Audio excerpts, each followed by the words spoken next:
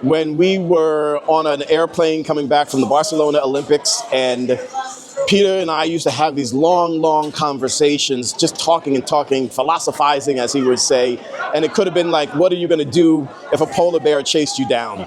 And we were talking about this, and it was probably the entire plane ride, which was about 6 hours from Barcelona into Kennedy. And at the end, people were so frustrated with us because we kept everybody else awake. We started having this pillow fight, and then feathers were flying everywhere. The whole bus or the whole plane was full of Olympians, and we were just throwing pillows around at each other. And he just embraced it and said, "What do you mean?" And so we just started throwing pillows at one another, and it was an Olympian pillow fight on the way home from Barcelona. So it was a great time, had a lot of fun, and I'll always remember him. I have a lot. He's very funny. He loves to make jokes. But the first time I met Peter, formally, he was watching one of my bouts when we were fencing during the Saturday program, and he was instigating during the bout because the person I was fencing was a boy and taller than me, and I was beating him. He was like, "You're gonna let her beat you?" So yeah, I have a lot of memories with Peter, but I always remember his jokes and little Peterisms that he would say. Definitely most of my moments have been when I was the performance manager. Getting to know Peter very personally was a amazing shift from him just being, the figurehead of the PWF to being one of his trusted allies in the program. Knowing what he generally thinks and how things work, it helps me form my own life and philosophies around that. I mean, there are way too many to list, but I would say that every time we got a phone call, sometimes it would just be the most redundant thing where he would call us. We missed a call, and then there'd be an email saying, "Hey, Dwight, I called you. Call me back." So it's those small little nuggets where you just laugh at it now, and I'm like, but you're like, "Peter, I got the voicemail. You think the email is going to help you?" And he'd call you saying the same thing 3 or 4 times that day. My favorite memory of Peter? There are a lot of memories of Peter, and I was trying to figure out, when I said my speech today, what's a good story about Peter. I think my favorite memory of Peter is probably just going to his house. He lives in Harlem, and I grew up in Long Island, but I had a lot of family in Harlem on my dad's side. So Peter was always welcoming to any foundation kid, parents who wanted to come over. So it was always nice to see him in a different environment, a different element than Saturday program and practices. And he really had really profound life discussions. Peter's a man of God, so faith was interwoven into everything he spoke of. And when I was younger, I didn't really understand, why is he talking about, God so much? But when I got older, I realized that without God, without having that pillar, you really have nothing. So those are my favorite memories.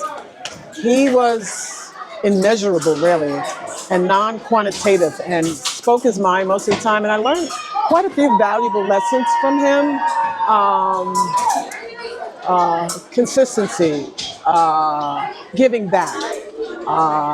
And giving back was one of his main objectives, to give back to those who can't afford it. And I volunteer myself. He's inspired me to do more with my church. But one of the things that I liked most about him was his spirituality and his connection to God. I know he was a deacon in this church for, 20, 30 years at Abyssinia. And his commitment to his faith and was just as important as his commitment to the Peter Westbrook Foundation. And again, he's like my big brother, and miss him, but I still feel him in here every Saturday that I come here. So for that, I'm thankful. I gotta say, Peter had such a great sense of humor, and sometimes you would get into it with him, but there was always love coming through there. And I miss him. I miss his voice. I miss the things he used to say. And one of the things I remember most, which wasn't even related to fencing, he and my son were going through a cancer journey at the same time. And sometimes he would just call me up out of the blue and just pray with me. Everyone knew Peter was a prayer warrior. He would pray for Kai, and he would tell me, why worry? Why worry about the future? Right? Worrying serves no purpose. And while that originally upset me, I'll be honest, I was like, what do you mean I'm not going to worry about my kids? Throughout that next year, I was able to start living in the moment and really feeling the presence of my son in the moment and not worrying about the future. And I really appreciated that. That was something I learned. It hit me later, and I'm so appreciative of Peter for that. I mean, I have so many members of Peter and so many favorite ones, but the ones that really stick out are the ones that are him giving me life lessons and just like understanding, with this world,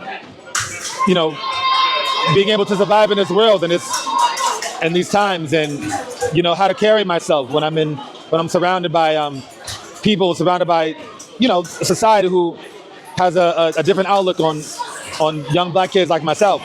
And so he taught me at a very young age how to carry myself and how to maneuver in a world like this. And all these lessons that he taught me carried over into fencing, and which made me a great fencer and a pretty good coach. I think a lot of just the conversations. Every Saturday morning, he would make his rounds, talking to the parents, checking in on us.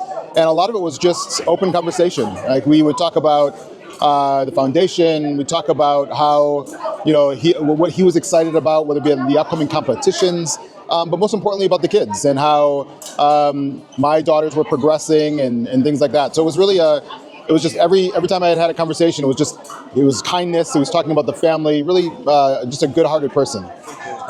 Peter has this book, Harnessing Anger, that I've revisited thousands of times throughout my career, but I literally met Peter as an 11-year-old and had the privilege of being a 34-year-old and drinking wine with him on his deck. So just the growth that I had in that relationship with him and just all the lessons he imparted in me, being an Olympian in life, sharing my vulnerability, there being strength in vulnerability, just picking myself up, not being in the weeds. These are all his expressions. I'm getting better day by day, little by little. I miss him every day, and I love him. I miss him every day. Let's say my favorite fencing memory would be him calling me after the 2016 Olympic Games. He was in Martha's Vineyard. I was in Rio to congratulate me. He was the first person I spoke to, actually. I think the memories that I cherish the most is actually the ones we shared outside of fencing, like just being in Harlem together on his deck and life stories, life lessons. Talking about fencing a good amount too, but just learning about life and learning his perspective on life and being able to take nuggets of that and kind of move forward with it.